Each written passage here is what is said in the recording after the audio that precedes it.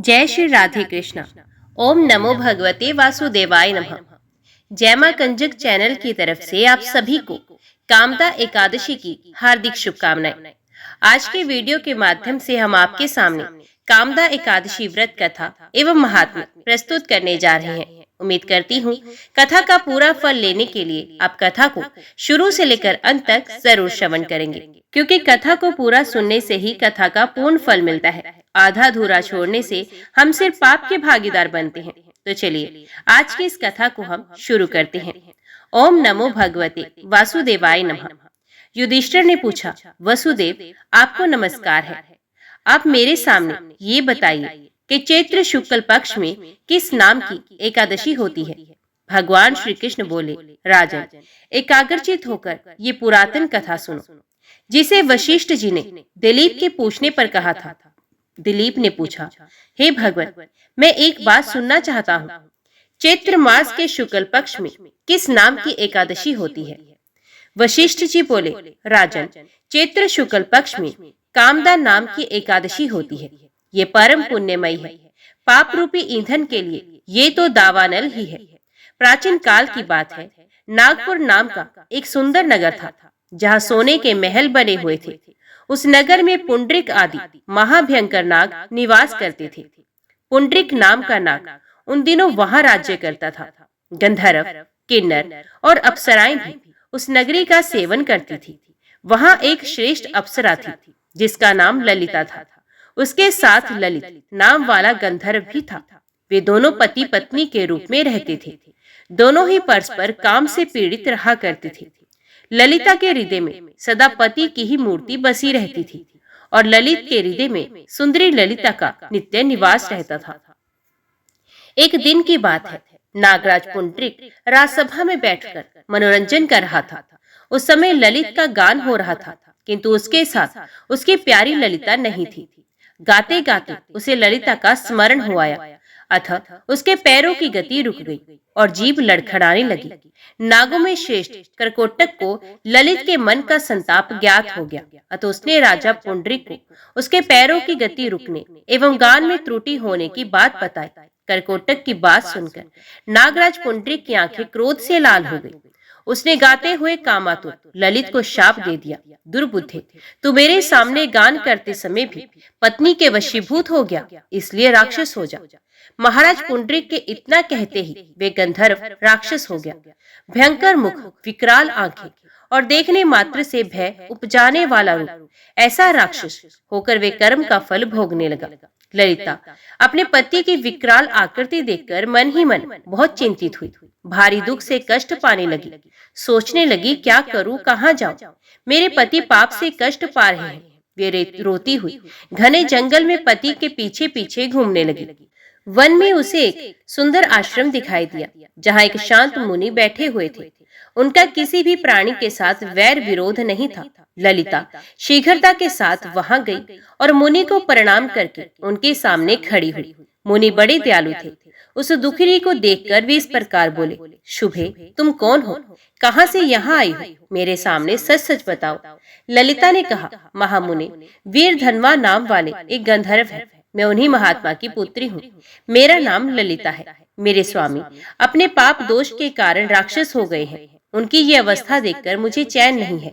ब्राह्मण, इस समय मेरा जो कर्तव्य है वे बताइए। विप्रवर, जिस पुण्य के द्वारा मेरे पति राक्षस भाव से छुटकारा पा जाए, उसका उपदेश कीजिए। ऋषि बोले, भद्रे, इस समय चैत्र मास के शुक्ल पक्ष की कामदा नामक एकादशी तिथि है, जो सब पापों को हरने वाली और उत्तम है।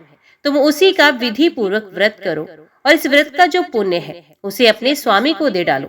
पुण्य देने पर क्षण भर में ही उसके पाप का नाश हो जाएगा और शाप का दोष दूर हो जाएगा। राजन, मुनि का ये वचन सुनकर ललिता को बड़ा हर्ष हुआ। उसने एकादशी को उपवास करके द्वादशी के दिन और ब्रह्म ऋषि के समीप ही भगवान वासुदेव के श्री विग्रह के समक्ष अपने पति के उद्धार के लिए ये वचन कहा, मैंने जो ये कामदा एकादशी का उपवास व्रत किया है, उसके पुण्य के प्रभाव से मेरे पति का राक्षस भाव दूर हो जाए। वशिष्ठ जी कहते हैं, ललिता के इतना कहते ही उसी क्षण ललित का पाप दूर हो गया, उसने दिव्य देह धारण कर लिया, राक्षस भाव चला गया और पुण्य गंधर्व की प्राप्ति हुई। राजन, वे दोनों पति पत्नी कामदा के प्रभाव से पहले की अपेक्षा भी अधिक सुंदर रूप धारण करके विमान पर आरूढ़ हो अत्यंत शोभा पाने लगे। ये जानकर इस एकादशी का व्रत का यत्न पूर्वक पालन करना चाहिए। मैंने लोगों के हित के लिए तुम्हारे सामने इस व्रत का वर्णन किया है। कामदा एकादशी ब्रह्म हत्या आदि पापों तथा पिशाचत्व आदि दोषों का भी नाश करने वाली है। राजन, इसके पढ़ने व सुनने से वाजपेयी यज्ञ का फल मिलता है। जय श्री राधे कृष्ण। ओम नमो भगवते वासुदेवाय नमः। अभी श्रवण कीजिए अगली कथा। नर्मदा के पुण्य तट पर एक छोटे से गांव में गिरवर नामक एक सदाचारी राजपूत रहते थे। घर में बूढ़े माता पिता थे, गौरी नाम की पतिव्रता पत्नी थी और एक छोटा सा लड़का था। लड़के का नाम था उदा। क्षत्रिय के वर्ण धर्म अनुसार आजीविका का जमाना नहीं था, इससे गिरवर की गृहस्थी का आधार खेती ही थी। भगवान की कृपा से हर साल इतना अनाज पैदा होता कि लगान वगैरह चुकाने के बाद साल भर उसी से अच्छी तरह सबका जीवन निर्वाह हो जाता। अन्न खरीदने की तो जरूरत होती ही नहीं, कपड़े लत्ते की आवश्यकता भी सब खेत के अनाज से मजे में पूरी हो जाती। गिरवर और गौरी बूढ़े माता पिता की सेवा मन लगाकर करते। उनको सदा यही चिंता रहती कि बूढ़े माता पिता की रुचि के विरुद्ध कहीं कोई काम हमसे ना बन जाए। पुत्र और पुत्र वधु की सेवा से अत्यंत प्रसन्नचित हुए माता पिता भी उनके सदा अनुकूल रहते और यही चाहते कि हमारे पुत्र वधु प्रसन्न रहें और हम अपनी ऐसी ही रुचि रखें कि उन्हें कोई भी कष्ट ना हो और वे अपने हृदय से सदा उन्हें आशीर्वाद देते रहते। गौरी सास ससुर की सेवा तो करती ही, पति की सेवा में भी जरा त्रुटि नहीं करती। उसका जीवन भी सेवामय था, उसे सेवा का चाव था। वे यही सोचा करती कि मुझसे सास ससुर और पति की रुचि के अनुसार सेवा बनती ही नहीं। सास ससुर और पति का भी गौरी पर बड़ा ही स्नेह और प्रेम था। वे भी सदा उसे सुखी ही देखना चाहते थे। छोटा लड़का उदा भी माता पिता का आज्ञाकारी था। सबसे बड़ी बात ये थी कि घर में सभी श्री भगवान के भक्त थे। सब मिलकर रोज भगवान की पूजा करते और भगवान के सामने कीर्तन करते। गिरवर पढ़े लिखे ज्यादा नहीं थे, परंतु विद्या का जो चरम फल भगवान में विश्वास है वे उन्हें प्राप्त था। वे सदा इसी निश्चय पर रहते थे कि भगवान जो कुछ करते हैं सब कल्याण ही करते हैं। यद्यपि उनकी ये धारणा सच्ची थी, परंतु भगवान तो इसको और भी प्रत्यक्ष करके सबको दिखाना चाहते थे। गांव के लोगों में जब गिरवर ऐसा कहते कि भगवान जो कुछ करते हैं सब कल्याण ही करते हैं, तब उनमें से कोई सामने नहीं तो पीछे से ये कहता कि घर में सारे सुख हैं, खाने को अन्न है, अनुकूल स्त्री है, पुत्र है, माँ बाप है। तब ऐसा कहने में क्या लगता है? दुख में ऐसा कहे तब माना जाए कि गिरवर सचमुच ऐसा ही मानते हैं। गिरवर के कर्म फल भोग का समय आया। भगवान की इच्छा थी, वे गिरवर का गौरव विशेष बढ़ाना चाहते थे। घटना चक्र बदला। गिरवर के माता पिता का देहांत हो गया। गिरवर को इससे बड़ा दुख हुआ। दुख इसलिए नहीं कि माता पिता से कोई खास सहारा था, सो टूट गया। दुख इस बात से हुआ कि अब माता पिता की सेवा का सौभाग्य नहीं रहा। सचमुच माता पिता के सेवा का सुअवसर बड़े पुण्य से ही मिलता है। जो लोग जीवित माता पिता की सेवा नहीं करते और उनकी अवहेलना करते हैं वे पीछे बहुत पछताते हैं, परंतु वे अवसर तो जीवन में फिर कभी मिलता ही नहीं। गिरवर को इस बात से मन में बड़ा दुख हुआ, परंतु उनके इस निश्चय में कोई अंतर नहीं पड़ा कि भगवान जो कुछ करते हैं सब कल्याण ही करते हैं। लेकिन वे समझ नहीं पाए कि इसमें कल्याण क्या है। थोड़े ही दिनों बाद 8 वर्ष का बच्चा उदा एक दिन अपनी माँ के साथ नर्मदा नहाने गया। माँ कपड़े उतार रही थी। उदा जल में घुसा कि एकाएक घड़ियाल उसका पैर पकड़कर खींच ले गया। बालक चिल्लाया, अरे भगवान, हे ठाकुर जी, मुझे बचाओ। माँ रो उठी। उसने बहुत शोर मचाया, कोई मेरे बच्चे को बचाए। लोग दौड़े, परंतु घड़ियाल तब तक उसे लेकर गायब हो चुका था। गौरी रोती पीटती घर पहुंची। गिरवर उस समय भगवान की पूजा कर रहे थे। गौरी ने रोते रोते सब हाल सुनाया। भगवान की पूजा समाप्त करके गिरवर उठे। उनके मुंह से अभ्यास व सहसा निकल गया, भगवान जो कुछ करते हैं सब कल्याण ही करते हैं। पीछे जरा सकुचाए भी कि पुत्र शोक से पीड़िता गौरी को मेरे ये शब्द शायद बुरे लगे होंगे, परंतु अंतरात्मा ने फिर यही कहा कि बात तो सच यही है, भगवान तो कल्याण ही करते हैं। उन्होंने गौरी से कहा, तुम रोती क्यों हो? ये भी सोचो कि संसार में कौन किसका है। ये तो मुसाफिर खाना है। मुसाफिर आते हैं, एक जगह ठहरते हैं, तरह तरह के संबंध जोड़ लेते हैं, फिर अपने अपने समय पर अपनी अपनी राह चल देते हैं। संसार का ये नाता स्थायी थोड़े ही है। आज जो पुत्र बना है, संभव है वे कभी पिता बना होगा और कभी हमारा शत्रु भी बना होगा। सब जीव अपने अपने कर्मफल भोग के लिए नाना योनियों में जन्म लेते हैं और उस जन्म का भोग समाप्त होने पर चले जाते हैं। इसमें शोक की कौन सी बात है? याद करो उस दिन जो महात्मा आए थे, उन्होंने क्या कहा था? उन्होंने कहा था, ये घर भगवान का बगीचा है और तुम लोग इसकी सेवा और संभाल करने वाले माली हो। घर में जो कुछ है सब भगवान का है, अपना कभी न समझना। फिर तुम रो क्यों रही हो? क्या उदा तुम्हारा था? वे तो भगवान की चीज थी। माली बगीचे में सुंदर आम का पेड़ लगाता है, उसे पालता है, पोसता है, बड़ा करता है, खूब सेवा करता है। समय आने पर उसमें आम लगते हैं। आमों में एक आम बहुत ही सुंदर और मधुर है। माली उस समय यही तो चाहता है कि ये सबसे बढ़िया आम बगीचे के स्वामी को मैं अपने हाथों से देकर आऊं। यूं तो सभी आम मालिक के हैं, परंतु इसको तो मैं स्वयं देकर आऊंगा। मालिक प्रसन्न होंगे।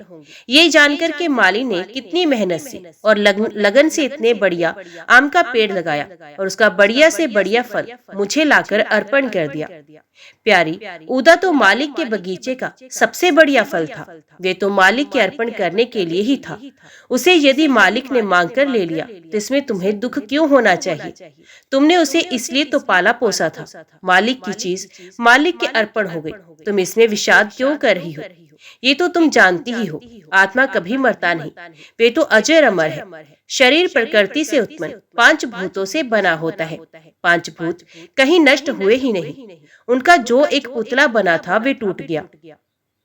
आकाश, वायु, अग्नि, जल, पृथ्वी अपने अपने स्वरूप में मिल गए। फिर नष्ट क्या हुआ? वस्तु तो नष्ट हुई ही नहीं, यहाँ नहीं और कहीं है। अरे, एक मालिक की कई जगह दुकानें हैं। यदि मालिक एक जगह के रुपए दूसरी जगह की दुकान में भिजवा दे तो पहली जगह का मैनेजर इसे शोक क्यों करे? उसे तो मालिक की सेवा करनी है। रुपए कहीं नष्ट तो हुए ही नहीं, वे तो मालिक की दुकान में ही रहे, यहाँ नहीं तो वहां से ही। तुम सोचो, उदा की आत्मा कहीं नष्ट तो हो ही नहीं गई, वे कहीं न कहीं भगवान के राज्य में ही होगी और निश्चय ही होगी भगवान की देख रेख में। फिर तुम उदास क्यों होती हो? एक बात और है, उदा तो भगवान का भक्त था, वे रोज कीर्तन करता था। तुम कहती हो घड़ियाल के द्वारा पकड़े जाने पर भी उसने यही कहकर पुकार मचाई कि हे भगवान, हे ठाकुर जी, मुझे बचाओ। जिसने अपने जीवन में सरल भाव से भगवान के नाम का कीर्तन किया और मरते समय जिसने भगवान को पुकारा, वे तो भगवान के परम धाम में ही गया होगा। प्यारी, ऐसे पुत्र के लिए तुम शोक क्यों करती हो? सच्ची माता तो वही है जो अपनी संतान को परम सुखी बनाए। भगवान का धाम तो नित्य आनंदमय है, उदा वही तो गया है। फिर तुम दुखी क्यों होती हो? फिर ये भी कौन कह सकता है कि वे मर ही गया है? संभव है कि वे बच गया हो और इसी जीवन में तुम्हें फिर मिल जाए। भगवान की लीला विचित्र है। किसी भी दृष्टि से सोचो, शोक का कोई कारण है ही नहीं। विश्वास करो, भगवान जो कुछ करते हैं सब कल्याण ही करते हैं।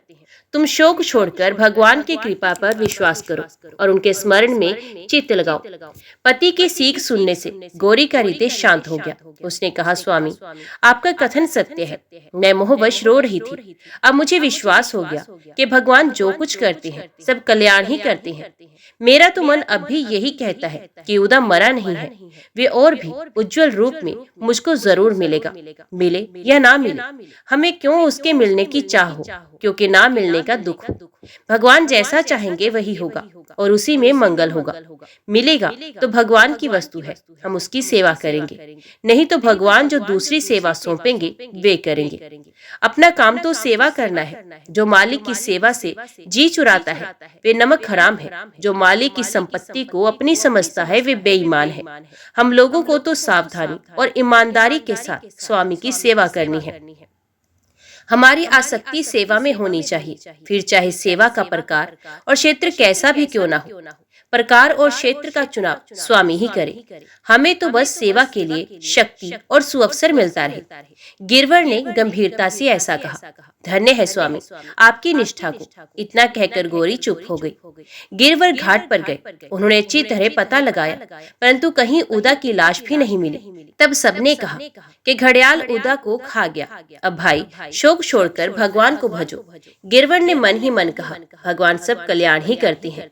गिरवर घर लौट आए। अब उन्हें ख्याल आया कि पिताजी और माताजी आज जीवित होते तो उन्हें बड़ा कष्ट होता, क्योंकि उदा उन्हें बड़ा ही प्यारा था। भगवान ने उन्हें पहले से ही अपने धाम में बुलाकर बड़ा कल्याण किया। ये बात अब समझ में आई।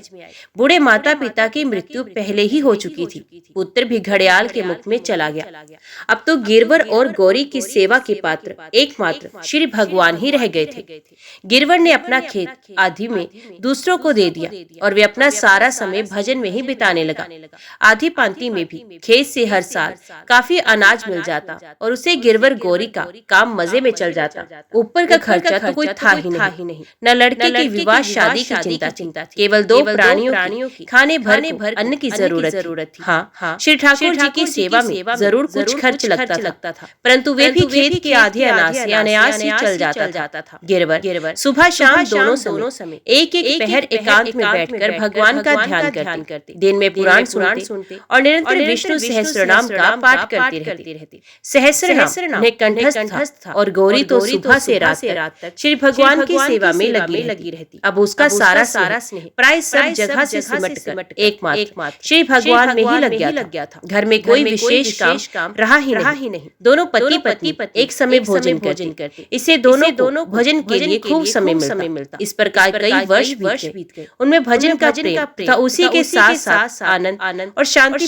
भी उत्तर बढ़ने लगी। एक दिन गिरवर ने गौरी से कहा, देखो अब तो तुम्हें अनुभव हो गया ना कि भगवान जो करते हैं सब कल्याण ही करते हैं। उदा होता तो क्या हम लोग अपनी सारी ममता उससे हटाकर कभी भगवान के भजन में इस प्रकार लगा सकते? उदा को हमसे हटाकर भगवान ने हम पर बड़ी कृपा की, जो हमें आठों पहर अपनी चाकरी में ही लगा लिया। गौरी ने कहा, बात तो ऐसी ही है। सचमुच भगवान ने बड़ी कृपा की, परंतु मुझे बीच में उदा याद आ जाता है। गिरवर बोले, माता का हृदय ऐसा ही होता है, इसमें कोई नई बात नहीं, परंतु तुम समझदार हो। उदा की याद से अब कोई लाभ नहीं। तुम्हें तो एकमात्र श्री ठाकुर जी में ही मन लगाना चाहिए। गौरी बोली, ठीक है, अब और भी चेष्टा करूंगी। भगवान की कृपा तो अपार है कि फिर वे मेरा यह रहा सहा मोह क्यों ना मिटेगा। यो साधना करते करते दोनों पति पत्नी के तन मन धन प्राण प्राय सभी भगवान में लग गए। उनके चित्त भगवान में लगे, उनके प्राण भगवान के अर्पण हो गए। वे जब बोलते तब आपस में केवल भगवान के ही प्रेम भाव की चर्चा करते, भगवान का ही कीर्तन करते, भगवत जन में ही संतुष्ट रहते और केवल श्री भगवान में ही प्रेम करते। घटना चक्र फिर बदला। लगभग 10 वर्ष बाद देश में भयानक अकाल पड़ा। पशु मर गए। सब लोग दाने दाने को तरसने लगे। गिरवर और गौरी को श्री ठाकुर जी की पूजा में भी कठिनाई हो गई। उन्होंने कुछ दिन तो घर में जो कुछ था उसे बेचकर काम चलाया, परंतु आखिर उन्हें घर से निकलना पड़ा। भगवान की श्री मूर्ति की पूजा का भार पुरोहित को सौंपकर और पूजा के खर्च के लिए पुरोहित जी को गौरी की सोने की नथ देकर श्री भगवान का पावन नाम लेते हुए दोनों स्त्री पुरुष गांव से चल पड़े। रात को दोनों एक पेड़ के नीचे लेटे। भगवान की लीला बड़ी विचित्र है। वे कब किस रूप में कृपा करते हैं कुछ कहा नहीं जाता। एक जहरीला सांप निकला और गौरी के पैर को डस गया। गौरी चौंक उठी। उसने जोर से पुकारा, भगवान तुमने बड़ी दया की, सांप के रूप में मुझे स्पर्श करने आए, मैं धन्य हो गई। गिरवर जाग उठे। देखा महाकाला विष सर्प चला जा रहा है। गौरी विष से छटपटा रही है। परंतु उसके मुख से हरे राम राम राम हरे हरे, हरे कृष्ण कृष्ण कृष्ण हरे हरे की ध्वनि निकल रही थी। गिरवर ने भी उसी ध्वनि के साथ अपनी ध्वनि मिला दी। विष चढ़ने के साथ ही गौरी की कीर्तन ध्वनि कुछ मंद पड़ने लगी। अंतिम श्वास तक गौरी के मुख से भगवान का नाम निकला, श्वास बंद हो गया। चांदनी रात में गिरवर ने देखा गौरी के मुख पर विलक्षण तेज छाया है, वे मानो मुस्कुरा रही है। गिरवर के मुख से निकला, भगवान जो कुछ करते हैं सब कल्याण ही करते हैं। रात भर गौरी के पास बैठे गिरवर भगवान का कीर्तन करते रहे। सवेरा हुआ, गिरवर की ये बात सुनी हुई थी कि सांप काटने से मरे हुए को जलाना नहीं चाहिए, इसलिए गिरवर ने गौरी की लाश को कंधे पर उठाकर भगवान का नाम लेते लेते नर्मदा जी में बहा दिया। लाश बह चली। गिरवर की दोनों आंखों से जाने क्यों दो मोती टपक पड़े। गिरवर ने अपने को संभाला। जब लाश का दिखना बंद हो गया तब गिरवर आगे बढ़े। अब उनका मन वैराग्य से छलक उठा। भगवान के लिए छटपटी लग गई। कुछ दिन यों ही बीते। भगवत दर्शन की उत्कंठा बढ़ती गई। एक दिन जब बहुत ही व्याकुलता हुई तब एक पेड़ के नीचे बैठ गए और बड़ी करुणा से भगवान को पुकारने लगे। उन्होंने कहा, हे मेरे परमात्मा, अब तो मुझसे एक क्षण भी तुम्हारे बिना नहीं रहा जाता। मैं नीच हूँ, अधम हूँ, जो कुछ भी हूँ तुम्हारा हूँ। मुझे दर्शन देकर अपने धाम में ले चलो। मैं देखता हूँ तुम्हारे बिना सारा जगत मुझको शून्य ही दिखाई देता है। तुम्हारी आहट सुनता हूँ, जिधर कान जाते हैं उधर ही तुम्हारे आने की आवाज सुनाई पड़ती है, परंतु तुम दिखाई नहीं पड़ते। मैंने बहुत काल तक तुम्हारा विछोह सहा, अब प्रभु नहीं सह सकता। अब तो तुम्हारे बिना मेरा पल भर भी नहीं चल सकता। नाथ, अब तुम प्रकट क्यों नहीं होते? मैं इतना छटपटा रहा हूँ और तुम छिपे छिपे तमाशा देख रहे हो। प्रभु, ये जीव ना मानो कब से भटक रहा है। तुम्हारे वियोग की आग इसके हृदय में कभी नहीं जली। नहीं तो क्या तुम इसको दर्शन दिए बिना कभी रह सकते? परंतु जीव इस आग को कैसे जलाए? तुम्हारे विरह की आग संसार का सर्वस्व जला देती है। जीव तो फंसा रहता है संसार की साधारण से साधारण वस्तु के मोह में। वे कैसे सबका जलना सहन कर सकता है? तुम ही कृपा करके कभी इस आग को जलाते हो और तुम ही उसे फूंक फूंक कर प्रचंड बनाते हो। तुमने बड़ी दया की, तुम्हारे अनुग्रह का मैं क्या बखान करूं, जो तुमने इस अधम के हृदय में ऐसी सर्वसंहारिणी आग लगा दी। जब आग लगा दी तो अब तुम ही आकर अपने दुर्लभ रूप सुधा धारा से इसे शांत करो। अब ये आग और किसी तरह बुझ ही नहीं सकती। प्रभु, मेरे अंतरतम आओ और इस आग को बुझाओ। आओ, परंतु प्रभु, ये भी तो मेरी दुर्बलता ही है जो मैं इस आग को बुझाना चाहता हूँ। नहीं नहीं, आग और भी प्रचंड रूप धारण करे, भस्म कर दे सब कुछ। मैं कह रहा हूँ इसे भी बिल्कुल जला दे, खाक कर दे। बस एकमात्र तुम ही रह जाओ और फिर तुम आओ तो तुम्हें इसके खाक के ढेर में बस तुम्हारी ही मूर्ति मिले। बढ़ाओ बढ़ाओ हे प्रचंड अग्नि में प्राण फूंकने वाले महान अग्नि, अपनी ज्वाला को। यो कहते कहते गिरवर क्षण भर के लिए मूर्छित हो गए। दूसरे ही क्षण चेतन होकर देखते हैं तमाम जंगल अपूर्व ज्योति से जगमगा उठा है। चारों ओर मानो अपार आनंद से भरा शांत महान प्रकाश फैला है। भगवान का वृंदावन धाम वहां उतर आया। नर्मदा जी श्याम सलिला यमुना जी के रूप में परिणित हो गई। सामने कदम्ब का सुंदर वृक्ष है और उसके नीचे गौ और ग्वाल बालों से घिरे हुए नटवर वेश में श्री कृष्ण मोहिनी मुरली बजा रहे हैं। मोहन की मोहिनी छवि देखकर और उनकी मुरली की मधुर लहरी सुनकर गिरवर मुग्ध हो गए। उनकी आंखें अपलक होकर श्याम सुंदर की रूप सुधा का अमृत पान करने लगी। आहा, भगवान की कैसी मधुर छवि है। नील आभा युक्त मनोहर श्याम वर नाना प्रकार के धातुओं से सब अंग सजाए हुए हैं। मस्तक पर मोर पिच का मुकुट सुशोभित है। गले में मालती की और नवीन कुंजाओं की माला शोभा पा रही है। स्वर्ण के समान पीला जरी का पीतांबर पहना है। सखा श्रीदाम के कंधे पर बायां हाथ रखे ललित त्रिभंगी से खड़े खड़े मुस्कुरा रहे हैं। उनकी मधुर मुस्कुराहट ब्रह्मानंद को भी फीका किए देती है। दाहिने हाथ में अति सुंदर एक कमल लिए है। श्याम सुंदर की रूप माधुरी के दर्शन कर गिरवर आनंद सागर में डूब गए। उनका शरीर पुलकित हो गया, वाणी रुक गई और आंखों से आनंद अश्रुओं की धारा बह चली। ये सब कुछ भूलकर जाने किस आनंद साम्राज्य में चले गए। कुछ देर भक्त को इस दशा में रखकर फिर भगवान मधुर वाणी से बोले, गिरवर, तू मुझे अत्यंत ही प्यारा है। आज तेरे ही लिए यह दिव्य वृंदावन का प्राकट्य हुआ है। तू धन्य हो गया। अब तो मेरे परम धाम में चल। गौरी मरी नहीं है, वे कुछ दिन पार्थिव शरीर में और रहेगी। उसके मन में पुत्र दर्शन की कामना थी, इससे वे उदा से मिलकर तब मेरे धाम में आएगी। तू धन्य हो गया। भगवान के इतना कहते ही सहसा गिरवर के शरीर का रंग बदल गया। वे ज्योतिर्मय हो गए। कुछ ही क्षणों में उसमें से ज्योति का एक पुंज निकला। ज्योति पुंज के निकलते ही शरीर निष्प्राण होकर जमीन पर गिर गया और वे ज्योति पुंज देखते ही देखते सुंदर दिव्य शरीरधारी एक कृष्ण सखा गोपबाल के रूप में परिणित होकर श्री कृष्ण के चरणों पर गिर गया। भगवान ने उसे बड़े प्रेम से उठाकर हृदय से लगा लिया और फिर तुरंत ही अपने सब सखाओं और वृंदावन सहित भगवान अंतर ध्यान हो गए। गिरवर का मृत देह जंगल में एक पेड़ के नीचे पड़ा रह गया। गौरी का शरीर बहते बहते किनारे का एक बड़ा पेड़ टूटकर नदी में गिर पड़ा था। उसमें उलझकर अटक गया था। 7 दिन देह उसी में उलझा रहा। आश्चर्य की बात तो ये है कि 7 दिनों में किसी भी जल जंतु या मांसाहारी पक्षी ने उसे छुआ भी नहीं। 8वें दिन लहरों की चोट खाते खाते शरीर उलझन से निकला और आगे बह चला। वहां से थोड़ी ही दूर पर नदी किनारे सिद्ध महात्मा रहते थे। वे नर्मदा में स्नान करने आए थे। भगवान के विधान से उसी समय गौरी का शरीर बहते बहते उसी जगह किनारे आ गया। महात्मा की दृष्टि उस ओर गई।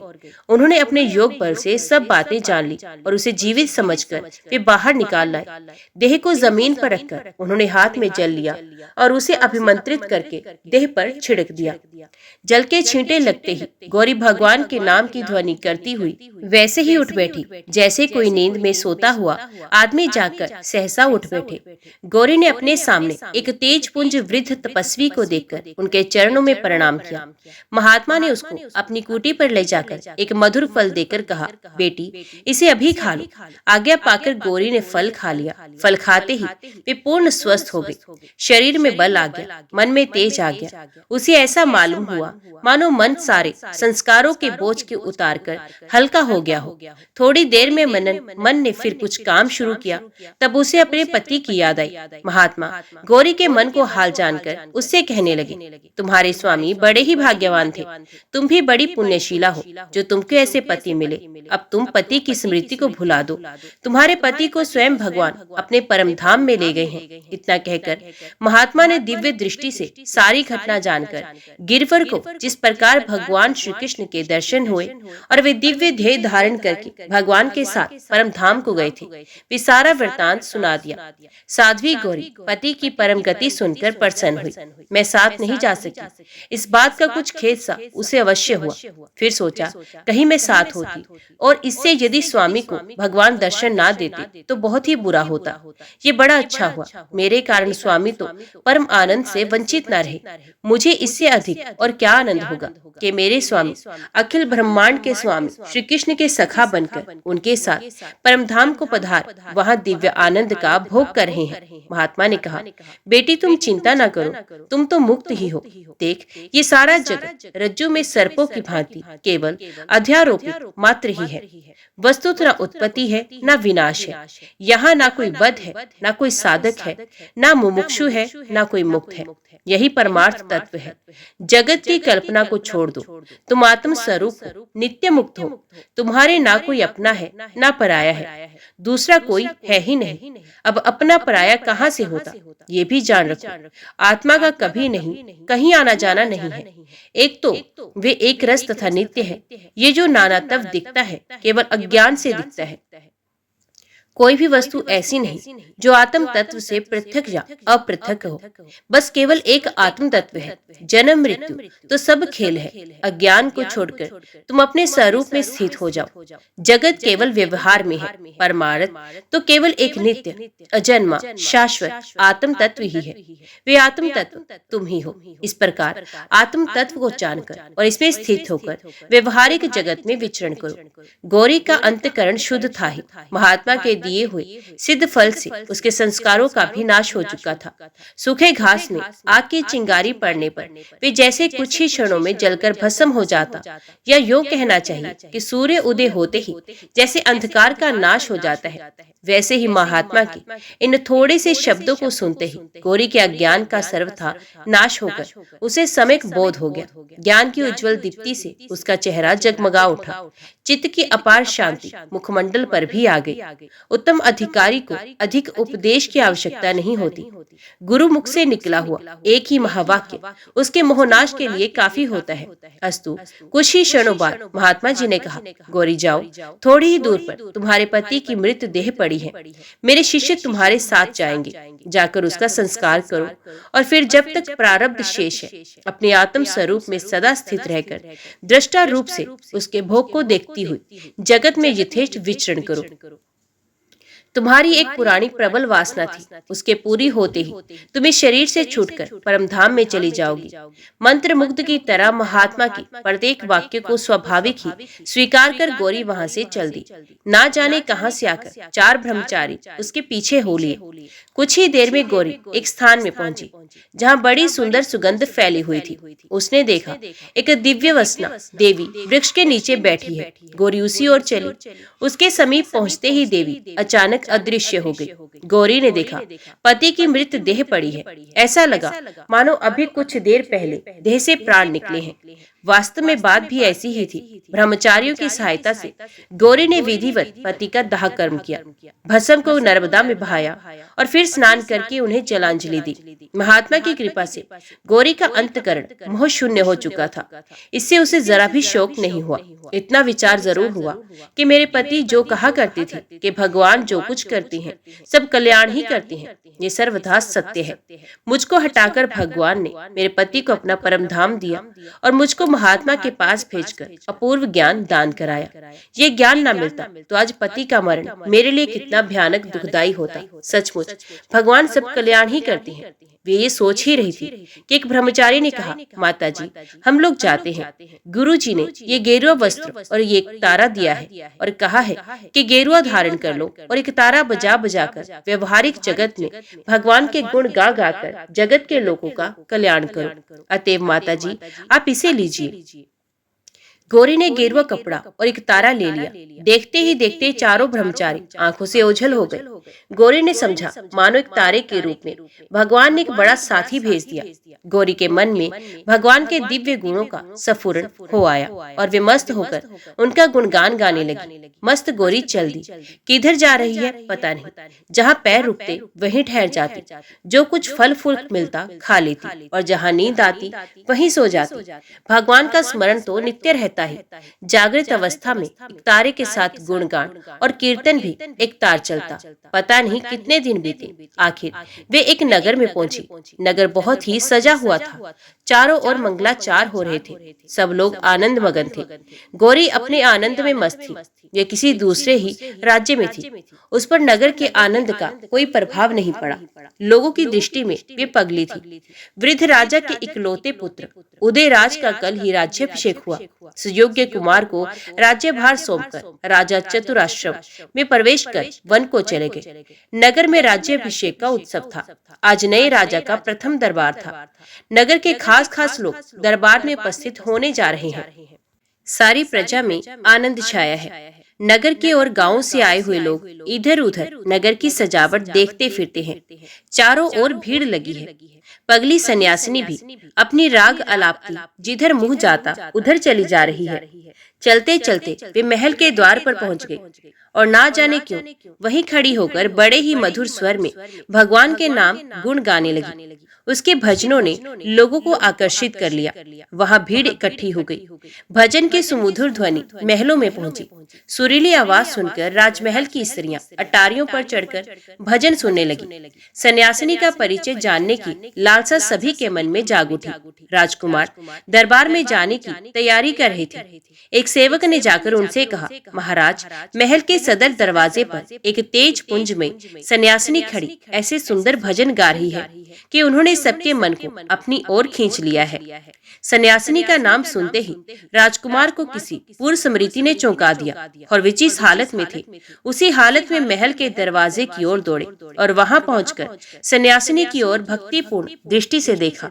देखते ही उनकी आंखों से आंसू बहने लगे और वे उनके चरणों में लिपट गए। राजकुमार के अचानक आकर इस प्रकार चरणों में लिपटते समय गौरी सहम गई, कुछ पीछे हटी, परंतु दूसरे ही क्षण उसकी स्मृति जाग गई। उसने बरबस उठाकर राजकुमार के मुख की ओर बड़ी ही सत्रीण दृष्टि से देखा। उसकी आंखों में प्रेम अश्रु भर आए। राजकुमार को उसने हृदय से लगा लिया और बोली, क्या मैं ये स्वप्न देख रही हूँ? क्या मेरा ऊदा ही मेरी छाती से लिपटा है? राजकुमार ने रोते रोते कहा, माँ, मैं तेरा ऊदा बहुत ही बड़भागी है जो आज उसको इस अवस्था में माँ की चरणज प्राप्त हुई। आम रास्ते पर राजकुमार और सन्यासिनी की इन चेष्टाओं को देखकर और उनकी बातें सुनकर राज कर्मचारी और राज्य के लोग सब चकित रह गए। राजकुमार सन्यासिनी की महलों में ले गए और उन्हें ऊंचे आसन पर बैठाया। रानी से कहा, सास के चरण वंदन करो। मैं मातृहीन आज माँ की गोद पाकर कृतार्थ हो गया और तुम भी सास की सेवा का सौभाग्य पाकर धन्य हो। राजकुमार गौरी के चरणों में बैठ गया। गौरी की विचित्र दशा है। महात्मा के उपदेश से एक और तो वे जगत का स्वप्न देख रही है और दूसरी ओर पुराने संस्कार क्षीण रूप में आकर उसे पुत्र स्नेह में बांधना चाहते हैं। ये चुपचाप बैठी है। राजकुमार ने आज्ञा दी, दरबार संध्या का होगा। आज माता जी का शुभ आगमन हुआ है, इससे अभी सारा राजपरिवार इनकी सेवा में रहेगा। दरबार स्थगित हो गया। राजकुमार ने माता जी से कहा, माँ, तुम बोलती क्यों नहीं? क्या मुझे भूल गई? मैं तो सचमुच ही भूल गया था। तुम्ही ने तो परसों रात को आकर मुझे सब बातें स्मरण कराई। तभी से मैं प्रतीक्षा में था कि तुम कब आती हो और कब मैं तुम्हारे चरणों का दर्शन कर कृतार्थ होता हूँ।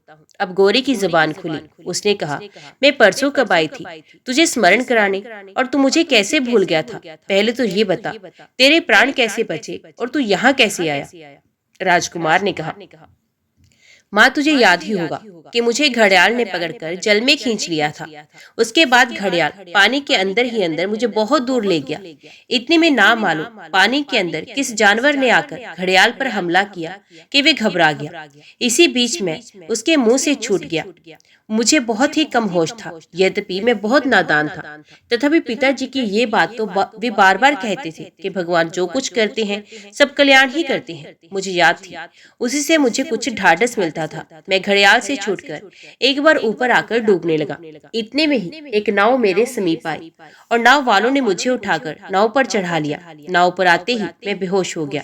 कई दिनों के बाद जब मुझे होश आया तो मैंने देखा कि मैं एक बड़े अच्छे महल में पलंग पर सोया हूँ। बहुत से सेवक मेरी सेवा में लगे हैं और एक तेजस्वी वृद्ध पुरुष मेरे सिरहाने की ओर बैठे मेरे मस्तक पर हाथ फेर रहे हैं। मेरी आंखें खुली देखकर वे बहुत ही प्रसन्न हुए और समीप ही बैठे हुए एक गौर वर्ण वृद्ध सन्यासी से बोले, महाराज, आपका वचन सत्य हो गया। आज ठीक 21वां दिन है। मैं धन्य हो गया। मुझ अपुत्र को पुत्र दान देकर आपने कृतार्थ किया। सन्यासी मुस्कुरा दिए। फिर सन्यासी ने मेरा हाथ अपने हाथ में लेकर कहा, बेटा बताओ, तुम किस जाति के हो? तुम्हारा क्या नाम है? तुम्हारे माता पिता और गांव का क्या नाम है? माँ, पता नहीं क्यों मेरी सारी स्मृति उसी समय नष्ट हो गई। मुझे सिर्फ इतना याद था कि मैं एक क्षत्रिय हूँ और मेरा नाम उदा है। पहले कहाँ था, कैसे यहाँ पहुँचा, माँ बाप कौन थे, ये सब मैं बिल्कुल ही भूल गया। मैंने कहा, महाराज, मुझे मालूम नहीं मेरे माता पिता कौन थे और मैं किस गांव में जन्मा था। मुझे इतना ही मालूम है कि मैं क्षत्रिय हूँ और मेरा नाम उदा है। मेरी बात सुनकर सन्यासी महाराज उक्त वृद्ध पुरुष की ओर देखकर हंसने लगे। वृद्ध पुरुष ने कहा, महाराज, आपका कहा कुछ भी अन्यथा नहीं हो सकता। मैं निहाल हो गया। मैं समझता हूँ राज्य अभिषेक के पहले दिन तक इसे पूर्ण स्मृति नहीं होगी। ये बहुत अच्छा हुआ। सन्यासी महाराज मुझसे बोले, बेटा, तुम्हारा नाम आज से उदय राज हुआ। ये महाराज चंद्रसेन तुम्हारे पिता हैं। तुम्हारी माता महारानी कमला देवी स्वर्गवासिनी हो चुकी हैं। अब तुम इस राज्य के मालिक हो। महाराज की देख रेख में खूब विद्या अध्ययन करो और समय पर राज्य शासन का भार लेकर प्रजा को सुखी करो। तुम्हारी भगवान में रुचि होगी। मेरा यही तुमको आशीर्वाद है। इतना कहकर सन्यासी महाराज उठे और वृद्ध पुरुष से ये कहकर कि महाराज, मेरा वचन पूरा हो गया, अब मैं जाता हूँ, तो चले गए। महाराज चंद्रसेन ने उनको साष्टांग प्रणाम किया और उनसे आशीर्वाद पाकर अपने को धन्य माना। बस तब से मैं यही सुखपूर्वक रहा। मेरी सेवा के लिए दास दासियां देख रेख के लिए सरदार और पढ़ाई के लिए सुयोग्य गुरुओं की नियुक्ति हो गई। 2 साल हुए विजयनगर के महाराज की पुत्री से मेरा विवाह हुआ। ये तुम्हारे चरणों में बैठी है। कल मेरे राज्याभिषेक का और महाराज के संन्यास ग्रहण का मुहूर्त था, इसलिए परसों मैंने उपवास किया था। रात को जागरण था। रात के चौथे पहर मुझे झपकी सी आ गई। मैं देखता हूँ तुम इसी वेश में मेरे सामने खड़ी हो। मेरे ना पहचानने पर तुमने मुझे खींचकर अपनी गोद में ले लिया और पुरानी सब बातें सुनाई। बस तभी से मुझे सब स्मरण हो आया। तब तक मैं सब बातें, यहाँ तक कि घड़ियाल से पकड़े जाने तक की बात भूल गया था। मैंने जाकर देखा तुम नहीं हो, परंतु स्वप्न की स्मृति ज्यों की त्यों बनी रही।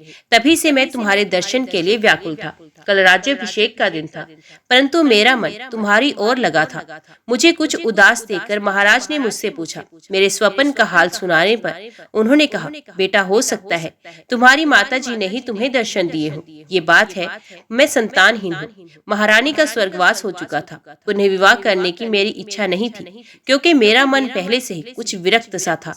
रानी के मरने पर और भी विरक्त हो गया। मैं राज्य छोड़कर संन्यास ग्रहण का विचार करने लगा।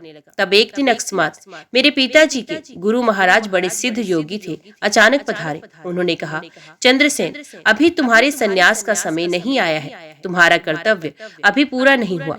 चलो मेरे साथ वन में, वहाँ एक अनुष्ठान किया जाएगा। भगवान तुम्हें एक सुयोग्य पुत्र भेज देंगे। वे अपने पहले घर और माता पिता को राज्याभिषेक के दिन तक भूला रहेगा, जिससे इस घर में इसकी ममता हो जाएगी। वे बालक आगे चलकर बड़ा ही बुद्धिमान, विद्वान, भगवत भक्त और सदाचारी होगा। उसे तुम्हारा कुल उज्जवल होगा और तुम्हारी सदगति होगी। उसे पाल पोसकर सब तरह से योग्य बनाकर और राज्यभार सौंपकर तुम उसी दिन संन्यास ले लेना। महात्मा की बात सुनकर मैं उनके साथ वन में गया। वहाँ महात्मा ने अनुष्ठान किया। अनुष्ठान की समाप्ति के दिन हम लोग नर्मदा जी में नहाकर नाव पर सवार हुए थे और मछलियों को अन्न खिला रहे थे। इसी समय तुम डूबते दिखाई दिए और महात्मा के संकेत से तुम निकाले गए। तुम जल से निकलते ही बेहोश हो गए थे। तुम्हारे पैरों में घाव था। 21 दिन तक तुम बेहोश रहे। इतने में घाव का इलाज हो गया। घाव सूख गया और तुम होश में आ गए। आज तुम्हारे राज्याभिषेक का दिन है। तुम्हारे पूर्ण स्मृति कराने के लिए ही संभत भगवान के विधान से तुम्हें सन्यासी के रूप में अपनी माता के दर्शन हुए। तुम उदास ना हो, आनंद पूर्वक सब काम संपन्न करो। महाराज के वचनों से मुझे शांति मिली, परंतु मन तुम्हारी ओर लगा रहा। आज तुम्हारे दर्शन करके मैं कृतार्थ हो गया। माँ, बताओ तुम इस वेश में क्यों हो? पिताजी कहाँ है? तुम लोगों का बड़ा ही कष्ट हुआ होगा। मैं अभागा हूँ जो तुम्हारी सेवा से वंचित रहा। माँ, मुझे गोद में लो। इतना कहकर राजकुमार माता की गोद में गिर गए। उनकी आंखों से आंसू की धारा बह चली। गौरी ज्ञान प्राप्त कर चुकी थी, परंतु आज उसके हृदय में भी स्नेह ने जोर मारा। बोध ने बांध तो नहीं टूटने दिया, परंतु आंखें छलछलाई। माता ने बिछड़े पूत को पाकर उसे हृदय से लगा लिया और अब तक की सारी कथा विस्तार पूर्वक कह सुनाई। पिता गिरवर का मरण सुनकर राजकुमार को बड़ा दुख हुआ, परंतु माता के समझाने पर उनका मन शांत हो गया। बात ही बात में संध्या होने को आई। वधु के बड़ा आग्रह करने पर माताजी ने उठकर स्नान भोजन आदि किया। संध्या को दरबार का काम हुआ। रात को फिर माता पुत्र में बातें होती रही। गौरी ने पुत्र को भगवत भक्ति का बड़ा ही सुंदर उपदेश देकर असली मातृ स्नेह का परिचय दिया। माता के उपदेश का राजकुमार पर बहुत ही प्रभाव पड़ा। गौरी ने कहा, बेटा, तुम्हें देखने की मेरी वासना पूरी हो गई, अब मुझे जाने दो। परंतु उदयराज ने किसी प्रकार भी माता को जाने की अनुमति नहीं दी। अंत में ये निश्चय हुआ कि नगर के बाहर गौरी के लिए कुटिया बना दी जाए। बाहर कुटिया बनवा दी गई। गौरी उसी में रहने लगी। सेवा का समुचित प्रबंध हो गया। पुत्र उदयराज और पुत्र वधु रोज माता के दर्शनार्थ जाते और उनकी सेवा में अपने को कृतार्थ समझते। माता उन्हें सदा भगवत भक्ति का ही उपदेश करती।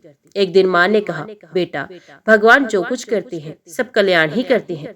इस मंत्र को ना भूलना और सदा प्रसन्न रहना। देखो, हम लोगों का किस प्रकार भगवान ने कल्याण किया। गौरी ज्ञान संपन्न तो थी ही, धीरे धीरे उसका भगवत प्रेम भी पराकाष्ठा को पहुंच गया। भगवान ने कृपा करके प्रेम वश हो उसे अपने साक्षात दर्शन दिए। तब से गौरी प्रेम में बेसुध हो गई और दर्शन के तीसरे ही दिन भगवान के दर्शन करते करते ही शरीर त्याग कर भगवान के परम धाम को धामलोक चली गई। पुत्र उदयराज अपनी पत्नी सहित भगवान का भजन करते हुए राज्य शासन करने लगे। अंत में भगवान की सच्ची भक्ति को पाकर वे भी कृतार्थ हो गए। जय श्री राधे कृष्णा। ओम नमो भगवते वासुदेवाय नमः। गंडकी के पवित्र तट पर एक गांव में भारद्वाज गोत्रीय भक्त शंकर पंडित का घर था। घर में श्री शालग्राम जी की पूजा थी। बड़े तड़के उठकर भक्त शंकर जी स्नान संध्या से निर्वृत्त हो ठाकुर जी की पूजा में बैठते। विधिवत पूजा करके भगवान का ध्यान करते हुए एक पहर तक एकासन से बैठे हुए षटक्षर मंत्र का जाप करते, फिर तर्पण करते और बलिवैश्य देव करके घर से बाहर निकलते। गांव के बाहर एक पुराने पीपल के पेड़ के नीचे शिवालय था। शंकर जी सीधे वहां जाकर शिव जी का पूजन करते। शंकर जी अनन्य राम भक्त थे, परंतु शिव और राम में वे भेद नहीं मानते थे, बल्कि शिव पूजा के बिना उनकी राम पूजा अपूर्ण ही रह जाती थी। फिर घर लौटकर भोजन करते और ठीक समय पर पाठशाला पहुंच जाते। गांव में संस्कृत की एक पाठशाला थी। गांव के ठाकुर जगपाल बड़े धार्मिक थे। उन्होंने ही इस पाठशाला की स्थापना की थी। 10 विद्यार्थियों के भोजन का प्रबंध था। 15 दिन का सीधा प्रत्येक अमावस्या और पूर्णिमा को ठाकुर के घर से आ जाता। जगपाल जी के मरने के बाद उनके लड़के कुशपाल गांव के ठाकुर हुए। ये स्वभाव से अश्रद्धालु थे, विलासी भी थे, परंतु पिता की स्थापित की हुई पाठशाला को उठाने की इनकी हिम्मत नहीं होती थी। छोटे भाइयों का, गांव के लोगों का और खास करके बूढ़ी माता का डर था। जगपाल जी के जमाने में शंकर शर्मा जी का जो आदर था वे तो अब नहीं रहा, परंतु उनके काम में कोई दखल भी नहीं देता था। 7 रुपए मासिक और रोज एक सीधा उन्हें मिल जाता था।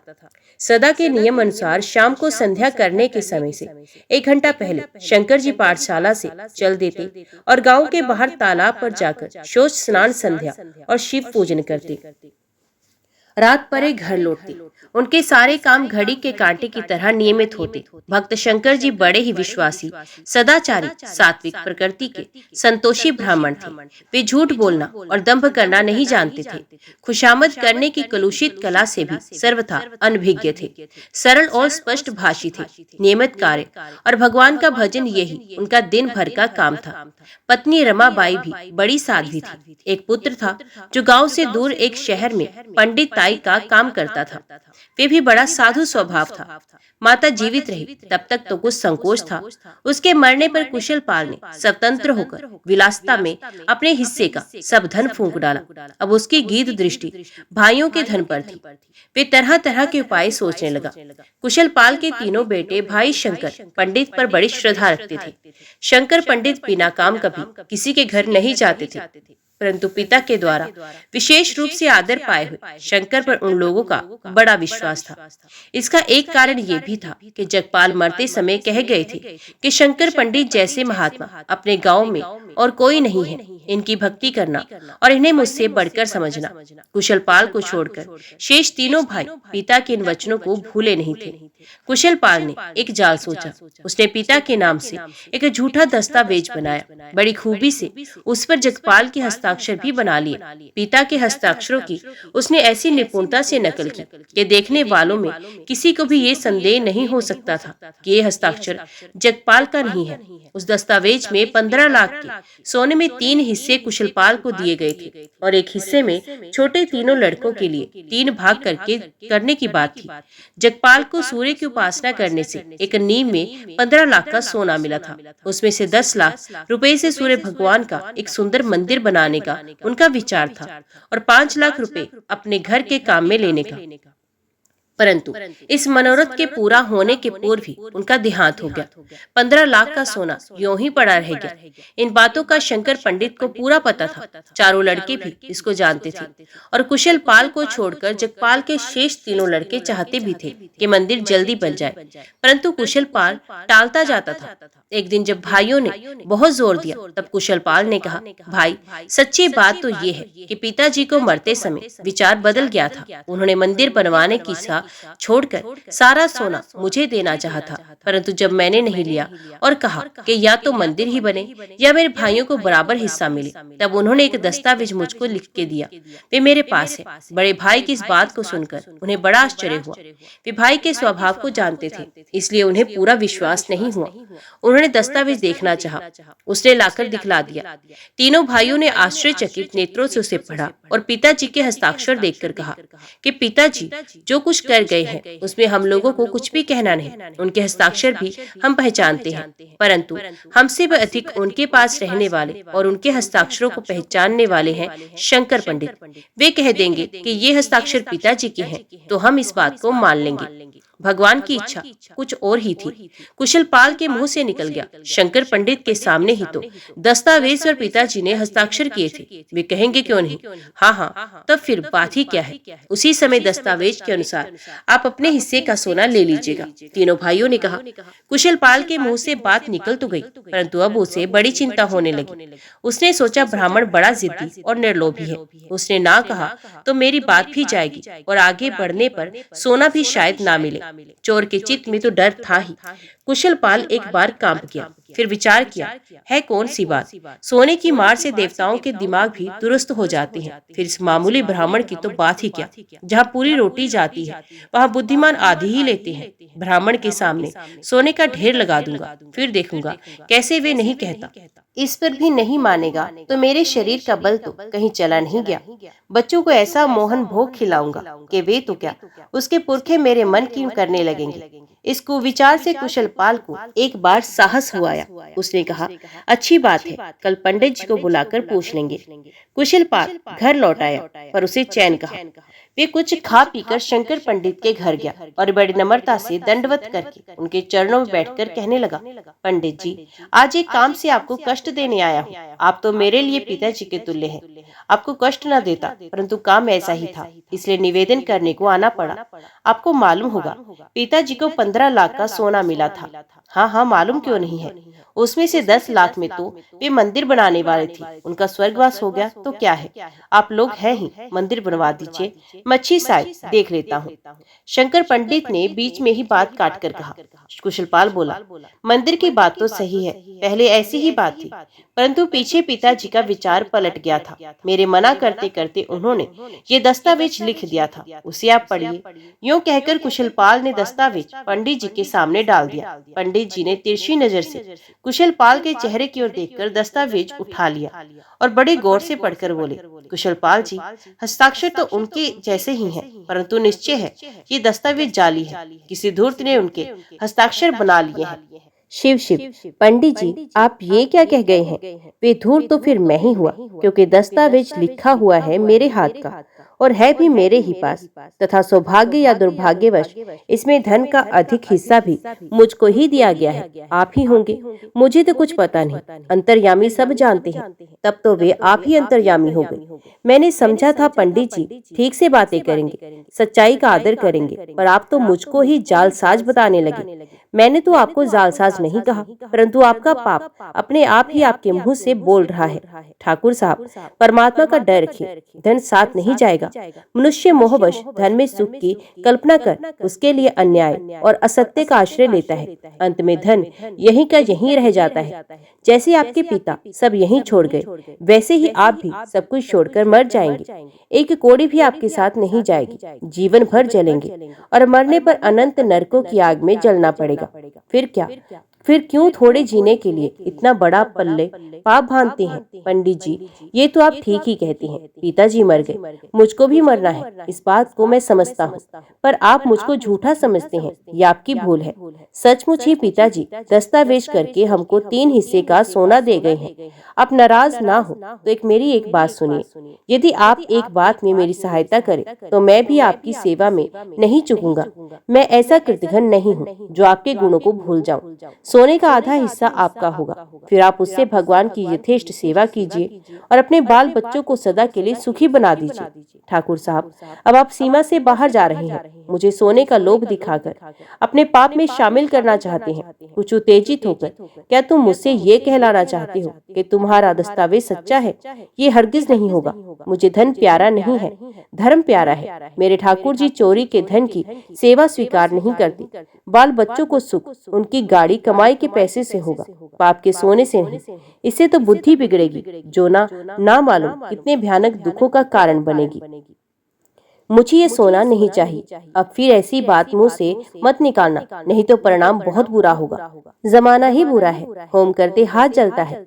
भिखारी ब्राह्मण का अभिमान तो देखो, सोने से मानो इनको बड़ी घृणा है। मुझे परिणाम का डर दिखाते हैं। कुशलपाल ने झल्लाकर कहा। कुशलपाल, मैं भिखारी हूँ, पर तुम्हारी तरह बेईमान नहीं हूँ। मेरे घर में सोना नहीं है, पर मैंने सोने के लिए ईमान कभी नहीं खोया। मैं फिर भी कहता हूँ कि तुम कुछ तो भगवान से डरो। भैया, बहुत हो गया, अब अपने घर जाओ और इस पाप में विचार को छोड़ दो। शंकर पंडित, अब मैं समझ गया, सीधी अंगुली से घी नहीं निकलेगा। पिताजी ने तुम्हें बहुत सर चढ़ा लिया है, उसी का ये नतीजा है। खैर, मैं तो जाता हूँ, परंतु याद रखना, मेरा नाम कुशलपाल है। भाई, इतना गर्व क्यों करते हो? मेरा तुम क्या बिगाड़ोगे? तुम्हारा क्रोध तुम्हारे लिए ही घातक होगा। भगवान के राज्य में अन्याय नहीं हो सकता। सब अपना अपना कर्म फल भोगते हैं। मैं यदि निरपराध हूँ तो तुम मेरा बाल भी बांका नहीं कर सकते। मेरे कुशलपाल भगवान श्री रघुनाथ जी के सामने तुम जैसे शुद्र कुशलपाल किस गिनती में हो? मेरा विश्वास है कि वे नित्य मेरी सहायता करते हैं, सदा मेरे साथ रहते हैं। वे मुझे अवश्य बचाएंगे। यदि मेरे किसी पूर्व कर्म का भोग तुम्हारे हाथ भोगा जाएगा तो उसमें भी मेरा मंगल ही होगा। अच्छा देखा जाएगा। मैं जाता हूँ। जाओ भाई, ईश्वर तुम्हारा भला करे, तुम्हें सद्बुद्धि दे। मैं तुम्हारे ईश्वर से भलाई और सुबुद्धि की आशा नहीं रखता। अपनी भलाई में आप ही अपनी बुद्धि से कर सकता हूँ। तुम्हारे जैसों के आशीर्वाद की मुझे कोई आवश्यकता नहीं। तुम अपने ही लिए अपने भगवान से प्रार्थना करो। इतना कहकर निराश होकर कुशलपाल वहां से चला गया। उसके मन में शंकर पंडित से बदला लेने की आग जल उठी। पाप से पाप पैदा होता है। उसने घर जाते ही एक तेज छुरा जेब में डाल लिया और शंकर को मारने की घात में फिरने लगा। प्रतिहिंसा के पाप ने उसी बुद्धि का नाश करके उसको पागल सा बना दिया। संध्या का समय था, चारों ओर अंधेरा छाया था। कृष्ण पक्ष की चतुर्थी का दिन था। सुनसान जंगल का रास्ता है। इधर उधर सियार हुआ हुआ कर रहे थे। दूर से कुत्तों का भौंकना सुनाई देता है। शंकर पंडित सदा की तरह भगवान के पवित्र नामों का गान करते हुए निश्चिंत मन से शिवजी के मंदिर से घर लौट रहे थे। अचानक कुशलपाल ने उनका हाथ पकड़ लिया और छुरा छाती में भोंककर वे भाग चला। शंकर पंडित के हृदय से खून बहने लगा और वे हाय राम हाय रघुवर कहते हुए बेहोश होकर गिर पड़े। दूसरे ही क्षण उन्होंने देखा वे किसी बड़े ही सुर में दिव्य बगीचे में है। पास ही सुंदर जल का विशाल सरोवर है, जिसके चारों ओर नाना प्रकार के विचित्र और सुगंधित पुष्प खिल रहे हैं। अनेक दिव्य पक्षी अपनी सुंदर स्वर्गीय भाषा में गान कर रहे हैं। चारों ओर अनोखा प्रकाश छाया है। विशाल पीपल का एक सुहावना वृक्ष है। उसी के पास एक मनोहर सिंहासन पर भगवान श्री राम जनक नंदनी श्री सीता जी सहित अपने दिव्य वस्त्र अलंकारों से विभूषित विराजमान है। श्री भगवान की मनोहर छवि देखते ही बनती है। श्री लक्ष्मण और भरत चवर डुला रहे हैं। शत्रुघ्न हाथ में जल की झारी लिए खड़े हैं। हनुमान जी भगवान के चरण दबा रहे हैं। सामने दोनों ओर भक्तों की और संतों की सुंदर पंक्तियां हैं। सभी बड़े सुंदर स्वरों में भगवान श्री रघुनाथ जी का स्तवन कर रहे हैं। शंकर पंडित इस मनोहर और दुर्लभ दृश्य को देखकर कृत्य कृत्य हो गए। उनके हृदय का घाव तो कभी छूमंतर हो गया। वे कभी भगवान के चरणों की ओर निहारते और कभी मनोहर मुखचंद्र की झांकी करते।